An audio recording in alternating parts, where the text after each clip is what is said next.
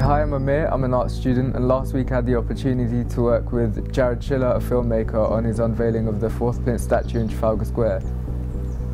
Today we're at his house in Hackney, and I'm going to ask him some more questions about his work and career. I'm Jared Schiller and I make videos about artists and exhibitions.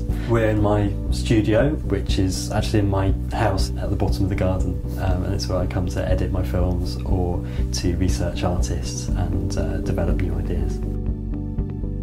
So how did you get into filmmaking? Well, I did history of art at university, and whilst I was there, almost as important as the course was doing things like working on the student newspaper, and I edited the art section of the London Student, which is the University of London newspaper.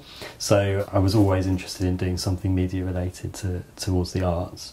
And after I left university I started working in television, and then the two kind of combined with my first kind of like proper job, I suppose, at the Tate, and I started working in their media department, and that's where I began to start making films with artists. So I had the chance to work with you last week.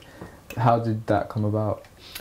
Well, I've been making a film for the Greater London Authority about their Fourth Plinth commission. So the newest sculpture to go on the Fourth Plinth is a bronze by Elm Green and Dragset, and so as part of that got a chance to see it going onto the plinth, and then on the day that you joined me, we're getting the big reveal, plus interviewing the artists, of course, but also Joanna Lumley, who was there unveiling it, and Grayson Perry was there because he was one of the selectors. So Grayson's going to do something. What is it about Elm Green and Dragset's design that you think, why they chose it, and what it will add to the square? I think it's quite, in many ways conceptually, it's quite a sort of direct approach, in that it's a kind of a sort of cheeky transcription of all the other equestrian statues that are around. You just interviewed Grayson Perry. How do you think that went? I was just interested to know, kind of like why he was here, what he thought of the sculpture. He's very into sort of childish things, so he had quite interesting point of view about what it says about masculinity. So I think that kind of chimes with his work, so he's quite interested in that, and also he's a famous face, so it's really nice to get someone recognisable in to talk about the work. So what advice would you have for someone wanting to do what you do? Well, I had quite an unusual route into making films, so I'm not sure that there's a particular path that anyone should take in anything that they do, really.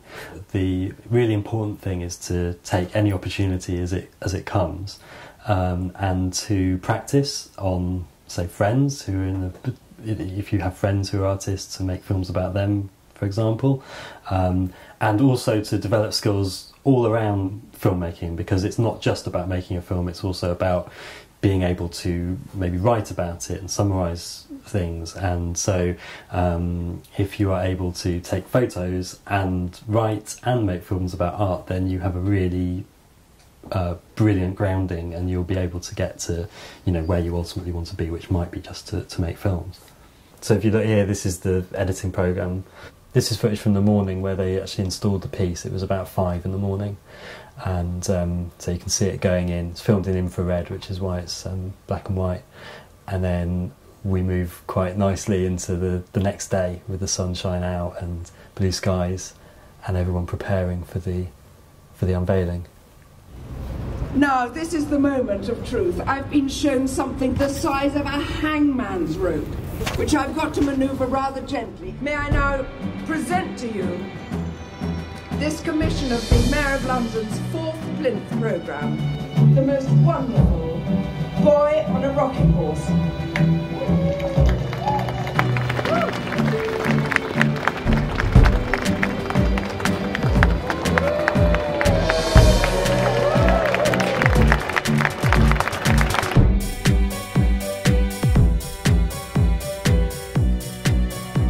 So who or what inspires you when you work? I'm inspired by the artists that I meet. That's what really drives me to do what I do. I'm really just interested in talking to artists and hearing about what they're doing at a particular point in time. And that's what I think is really exciting about video, is that you get a really immediate sense of what someone's about, and it might not be a definitive film about an artist. but I think it's just as important to revisit people and see them over time, and doing, you know, working on like a new exhibition or what's going on in their studio, or, you know, all that kind of stuff. And so just talking to artists, you know, every week of the year is really inspiring.